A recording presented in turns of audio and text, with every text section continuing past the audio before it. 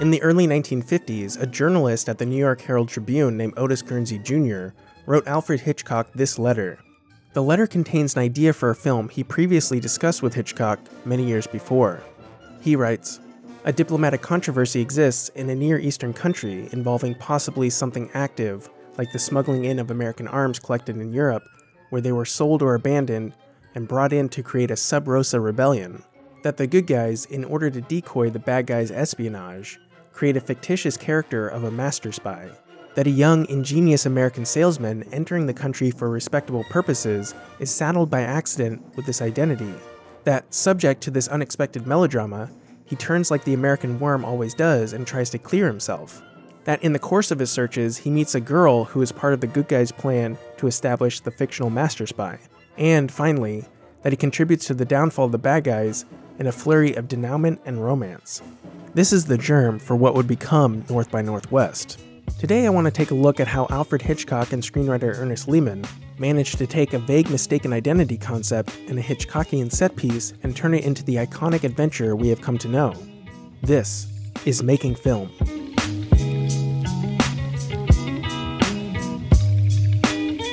North by Northwest came about during a period of writer's block while Hitchcock and Lehman were working on the script for a film titled The Wreck of the Mary Dear. It was based on a famous legend called The Mystery of the Marie Celeste, where a ship was discovered sailing in the Atlantic with nobody on board. The lifeboats were there, the galley stove was still hot, and there were remnants of a meal. It's an intriguing concept, so why were they having so much trouble writing it? The problem was that the concept was so intriguing.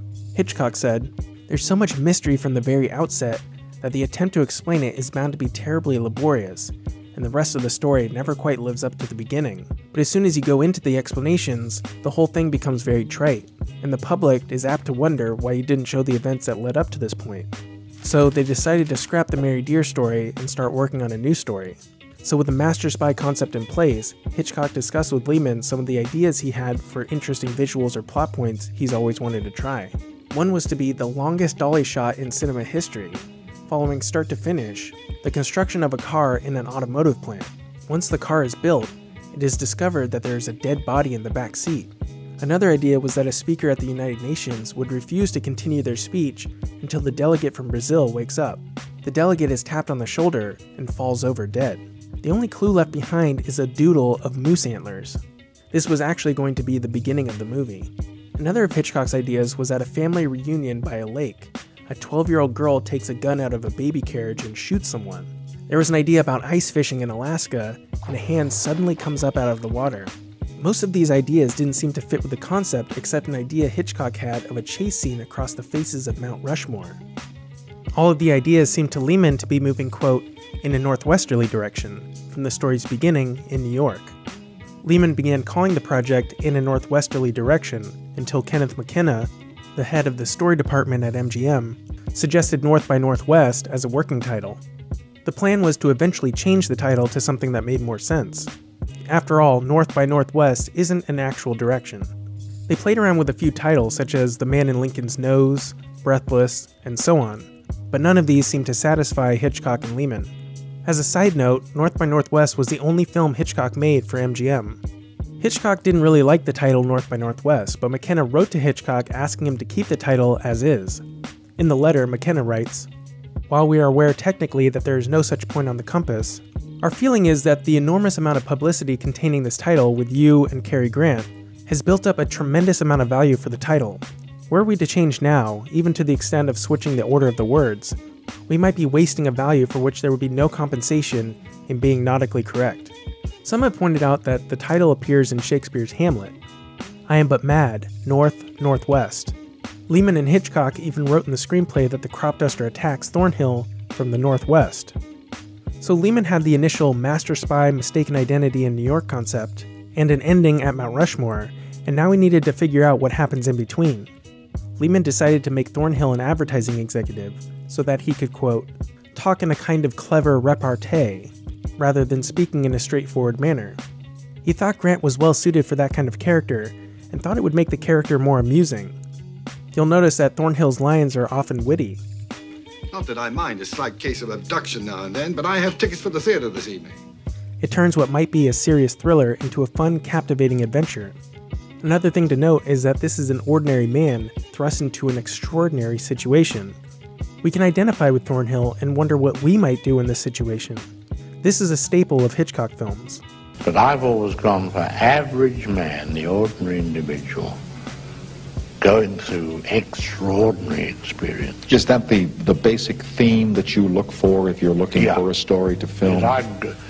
Whether I want to or not, I seem to gravitate toward that. The movie I made, like North by Northwest, Cary Grant. It's an ordinary businessman. Gets mistaken for a spy. And of course he goes through the most bizarre experiences. Well, it enables the audience to identify themselves much more closely with the individual. Lehman didn't write a treatment. Instead, he wrote a partial outline just about up to the third act. He had several story conferences with Hitchcock and had a basic idea of where the story was going to go. He wrote out some ideas on index cards and arranged them to get a general idea of the structure. To get into the mindset of the story during the actual writing process, Lehman himself visited the actual locations where the story would take place in order to get a feel for the location. He went to Grand Central and took the 20th Century Limited to Chicago, went to the Ambassador East Hotel, and then took the bullet train to Rapid City, South Dakota. He hired a forest ranger and just started climbing Mount Rushmore. He wanted to see what was at the top, but he got frightened of possibly falling to his death and gave his Polaroid camera to the ranger to take photos up there. He realized that he didn't know how to write the scene of Thornhill getting arrested for drunk driving. So he went to a judge in Glen Cove, Long Island, and had him take him through the process of getting arrested for drunk driving. All right, let's just go inside. I don't want to go inside. Somebody call the police. Come on. Come on now. Going to the actual locations was most important for the scene with the murder at the United Nations building. Lehman spent 5 days at the building to see if he could find the perfect spot for a murder to take place. There was a problem though. A film titled The Glass Wall was shot there, which prompted the Secretary General of the United Nations to forbid the shooting of fiction films in and around the building. When the UN discovered what Lehman was doing, they realized that Hitchcock was attempting to use the UN building in his new movie, so they kept extra vigilant. Hitchcock had a photographer get permission to take pictures inside the building, and Hitchcock, pretending to be a normal visitor, followed him around whispering things like, "Take that shot from there, and now another one from the roof down." Then they used the photos as reference to construct an exact replica of the Delegates Lounge on a soundstage in Culver City. In the film, they called it the Public Lounge out of respect for the United Nations and to help explain how a man was able to get a knife into the building. A public lounge would likely have less security. They did manage to steal this shot of Cary Grant walking up to the United Nations building, which they weren't allowed to do. They concealed a camera in the back of a truck made to look like it was from a carpet cleaning company. It's kind of funny how Cary Grant just walks up past an officer who has no idea he's in a Hitchcock movie. The carpet cleaning truck is also how they got the background for this shot of Grant in front of a projection screen. In an interview, Lehman said, "Since I never knew where I was going next, I was constantly painting myself into corners and then trying to figure a way out of them. As a result, the picture has about 10 acts instead of 3. And if I tried to sit down at the beginning and conceive the whole plot, I could have never done it. Everything was written in increments, moving a little bit forward, then a little bit more, one page at a time. Saying to myself, okay, you've got him out of Grand Central Station.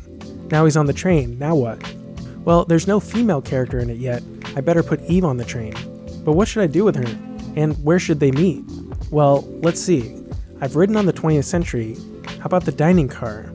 That's the way it went, very slowly. Always asking, what do I do next? So in the end, the audience never knows what's coming next, because I didn't either. This creates a very unique story.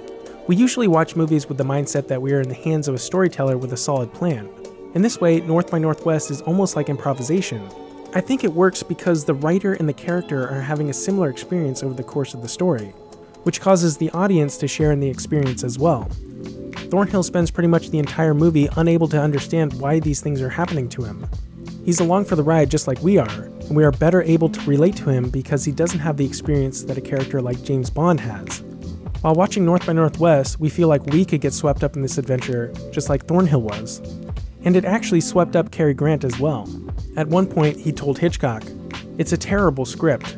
We've already done a third of the picture, and I still can't make head or tail of it." One thing we need to touch on is the Macguffin. Now, you've probably heard of this concept before, but if you haven't, here's a quick explanation. A Macguffin is the thing that drives or starts the plot, but is not actually important to the story. The Macguffin in Pulp Fiction is the suitcase that Jules and Vince need to pick up and deliver to Wallace. But that's really not what the movie's about. In North by Northwest, it's a whole convoluted thing about hidden microfilm being smuggled out of the country, which we don't even really hear about until the end of the movie. Why else would you have decided not to tell her that our little treasure here has a belly full of microfilm? You seem to be trying to fill mine with rotten apples. It's possible that Lehman didn't even come up with this until much later in the script. For this reason, I must admit, like Cary Grant, I also found the plot a bit hard to follow. For the audience's sake, they wrote a couple of scenes that in essence summarize the information leading up to that point. Filmmaker Francois Truffaut pointed out a specific scene like this when he was interviewing Hitchcock for his book, Hitchcock Truffaut. The scene he brought up was the one where Thornhill meets with the counterintelligence man at the airport. Hitchcock said, "That scene has a dual function. Firstly, it clarifies and sums up the sequence of events for the audience.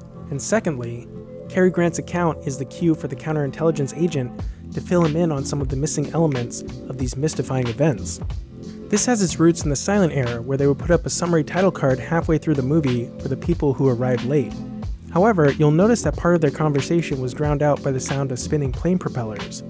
We'll discuss it on the plane.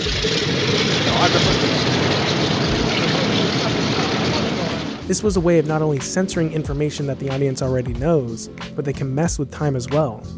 Instead of repeating the same information from the previous scenes for 3 minutes, they can have a 30-second exchange drowned out by the noise. I've got a job, a secretary, a mother, 2 ex-wives, and several bartenders dependent upon me. And I don't intend to disappoint them all by getting myself slightly killed. Lehman would write a small amount of the script every day, with the knowledge that this probably wasn't going to work. He was experienced, but he had never written a movie without a real plan before. Hitchcock left to go direct Vertigo, while Lehman stayed behind and worked on the script. Sometimes he would work for a whole day and end up with just half a page completed. He tried to quit the project several times while Hitchcock was away directing Vertigo, but was convinced by his agent to stay on after already quitting The Wreck of the Merry Deer. Lehman only had 65 pages completed by the time they began pre-production. He sent the pages to Hitchcock, who was still in the Bahamas on vacation, and Hitchcock wrote back that he loved the story so far. At this time, Hitchcock's main offices were at Universal, so they packed up and moved to MGM to continue working. They began storyboarding and casting the film, and even after Cary Grant signed on to do the part, the rest of the script was blank. Lehman still had no idea who was involved in the chase on Mount Rushmore, how they would get there, and why they were going there in the first place. Lehman said, "So I called up Hitch and told him we were in big trouble. Oops. He came rushing over to my office, sat across from me, and the two of us stared at each other. Finally, he suggested we call in some mystery novelists to help us kick around ideas, but I didn't like the idea. After all, I was getting paid by MGM to write the thing, and I felt that it would make me look pretty foolish. Then we went to his office. It was about 6 o'clock in the evening, and we kept talking about his idea, even discussing which mystery writer we should get. And all the time, the right side of my brain was working, and suddenly, as I was listening to him, not really ignoring him, I said, "She takes a gun out of her purse and shoots him."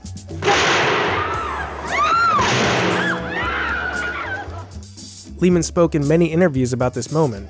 He says that often the right side of your brain keeps trying to sort out problems in the background even when discussing something else. Hitchcock responded to Lehman's idea saying, "Yes, the Polish underground sometimes killed their own members just to prove they weren't in the underground." Then Lehman replied, "Yes, but these are fake bullets. That'll convince Van Damme that he has to take her away with him. Now that she's a fugitive, he'll decide to take her on the plane." Lehman said that after this exchange with Hitchcock, he instantly had the entire last act. The strange thing is that MGM wanted to cut down the important scene following the shooting, the one where Eve and Thornhill meet in the woods. Saul Siegel had Lehman and Hitchcock come down to the screening room to review the scene, and he begged Hitchcock to trim it. Hitchcock pushed back, later saying, "It's indispensable because it's truly their first meeting since Cary Grant has learned that she is James Mason's mistress. And this is the scene in which he finds out that she is working for Central Intelligence. My contract had been drawn up by MCA, my agents, and when I read it over, I found that, although I hadn't asked for it, they put in a clause giving me complete artistic control over the picture, regardless of production time, cost, or anything. So I was able to say politely, 'I'm very sorry, but this sequence must remain in the picture.' Aside from not allowing Hitchcock to film at Mount Rushmore, they also refused to allow him to film any scene involving violence on the faces of Mount Rushmore in a soundstage. Lehman sent an extremely patriotic letter to the National Park Service 3 days before turning in his first draft of the scene to try and convince them. The letter reads, "The monument saves Eve and Roger. The enemies of the country fall to their deaths from the monument of the great presidents who gave this nation the very ideals they are seeking to subvert. We sincerely believe that it will be symbolically and dramatically satisfying to the people of the U.S. that this great national memorial, standing there in all its granite glory, becomes the stumbling block to those who would undermine our country. In the end, the enemies of democracy are defeated by democracy itself." The letter didn't seem to work. They were forced to set the scene not on the faces of the presidents, but in the spaces between them. And Hitchcock removed the credit, thanking the National Park Service. They say you mustn't have any character climbing over the faces of the presidents. You say, why not? They say, oh, because this is the shrine of democracy. You must only have your characters sliding or chasing between the heads. And I was completely defeated because I had a lovely idea, which I thought, of Cary Grant sliding down Lincoln's nose and then hiding in the nostril of It's a Kleenex ad. And the man in search of him is in the vicinity, but unfortunately Cary Grant, hiding in the nostril, begins to have a sneezing fit. Marvelous. There were a few changes made in the second draft of the script, including a name change for George Kaplan, previously George Rosen, and changing Eve Kendall's profession, which was previously an interior decorator. The change was made because there was a real interior decorator named Eve Kendall in New York. This is the same draft of the script that introduced the middle O initial to Roger Thornhill's name, which the character says signifies nothing. However, it could allude to the fact that George Kaplan doesn't exist. In one of the drafts of the script, the play that Thornhill was supposed to see with his mother was actually West Side Story. What's weird is that Ernest Lehman would go on to write the film version of West Side Story only a few years later. Hitchcock also had a different plan for the opening credits, which they couldn't do because they were already more than $1 million over budget. Hitchcock detailed his ideas in a memo from December 18th. He writes, "The main purpose for the title would be to establish Cary Grant as an advertising man. We would reveal him in his office before we show any titles, and then let the cameras roam over the tables in the layout room. There would be a rough series of layout cards in various stages of completion. These cards would be like proposed advertisements in Life or other magazines, but they would actually be our main and credit titles. This would be followed by an exodus of people at 5:30 down the corridor of the building, and so on into the material we have already shot of the activity around Madison Avenue at this time. Cary has already indicated to me that he'll not charge anything for his services when the time comes, if and when we do this style of introduction. This idea would have cost $20,000 to complete, even if they didn't have to pay Cary Grant's $5,000 fee. Saul Bass eventually designed the opening titles. Once the script was finished, Hitchcock never allowed a word of the script to be changed, which annoyed Cary Grant at times. However, a few lines were put up on the chopping block by MGM. One line was where the villains were talking and Leonard says, Call it my woman's intuition, if you will. Which would strongly hint that Leonard is homosexual. Obviously, the line remained in the film. A little more than a decade earlier, Hitchcock had 2 homosexual villains in his 1948 film, Rope. Arguments could be made about the sexual orientation of other Hitchcock villains as well.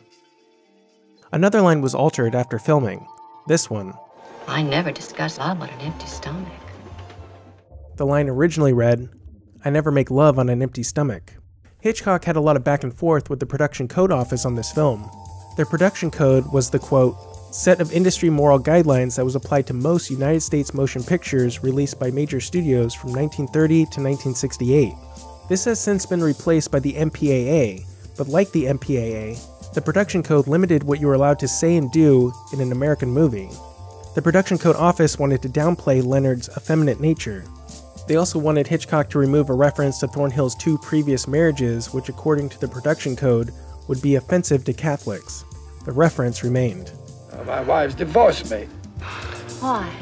Oh, I think they said I led too dull a life. Another issue with the censors was the end, in which Thornhill and Eve are shown unmarried and in bed together. To fix this, they dubbed in the line, Come along, Mrs. Thornhill. Thornhill had already proposed on Mount Rushmore, but it seems that the change irked Hitchcock because shortly after, he added a new shot to the list of retakes. The note reads, "Need shot of train going into tunnel." The original description in the script read, "Exterior train. We are shooting toward the rear of the observation car as the train rolls off into the night." This explicit metaphor of the train entering the tunnel was a little jab in the eye of the censors. According to MGM, the screenplay cost them $26,100. The fee was divided up like this. $25,000 went to Ernest Lehman, $1,000 went to Otis Guernsey for the initial idea, and $100 went to Hitchcock. Thanks for watching. You might notice that I didn't really talk about the famous crop duster sequence. That is because I've decided to make a full video breaking down what went into making the scene, so keep an eye out for that one. Thanks so much to all of my patrons. I'm starting to get hit by the demonetization issue, so your support really makes all this possible. Thank you. And if you're new here, please hit that subscribe button now because there are plenty more videos on the way for cinephiles like you. Thanks again for watching.